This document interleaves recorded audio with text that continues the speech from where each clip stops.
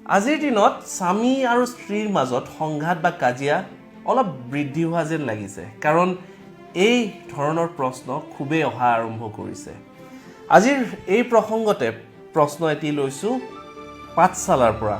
তেখেতে লিখিছে, আমাৰ বিয়া হোৱা 5 বছৰ হ'ল, লাভ মেৰেজ হৈছিলোঁ, কিন্তু এতিয়া সদায় কাজিয়া আৰম্ভ হৈছে, দিনে দিনে কাজিয়াৰ মাত্ৰা বাঢ়ি গৈছে, ঘৰত শান্তি নোহোৱা হৈছে, কি কৰিম একো ভাবি পোৱা নাই।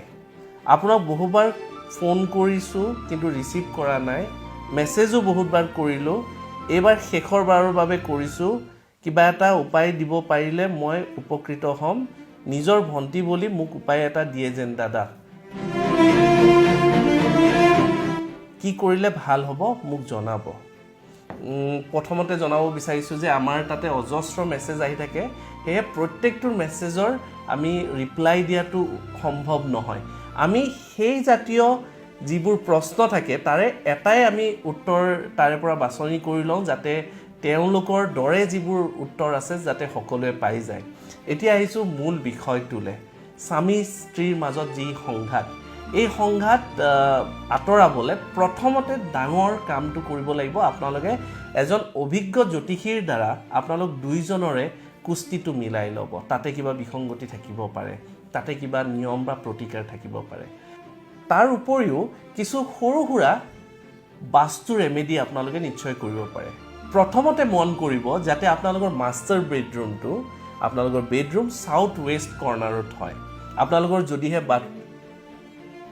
যদিহে বেডৰুম চাউথৰ ফালে বা নৰ্থৰ ফালে হয়, আপোনালোকৰ কাজিয়াৰ সূত্ৰপাত হোৱাৰ এক প্ৰকাৰ স্বাভাৱিক। তাৰ উপৰিও আপোনালোকে বেডৰুমত ৰ'জ কোৱাচ নাইবা পিংক ক্ৰিষ্টেল, নেচাৰেল ক্ৰিষ্টেল হ'লে ভাল, সেইবোৰ ক্ৰিষ্টেল বা টাম্বলছ আকাৰত আপোনালোকে নিশ্চয় ৰাখিব পাৰে। ৰোমেণ্টিক ফটো ৰাখিবলৈ একেবাৰে নাপাহৰিব। লাভ বাৰ্ডছৰ ফটো বা ষ্টেচু বা যিবোৰ শ্ব'পিচ থাকে আপোনালোকে নিশ্চয় ৰাখিব পাৰে। আৰু হাজবেণ্ড ৱাইফৰ এটা ৰোমেণ্টিক ফটো এখন বেডৰুমত হোৱাটো বাধ্যতামূলক। এক প্ৰকাৰ ই এটা ভাল পৰিৱেশ সৃষ্টি কৰাত খুব উপকাৰী হয়।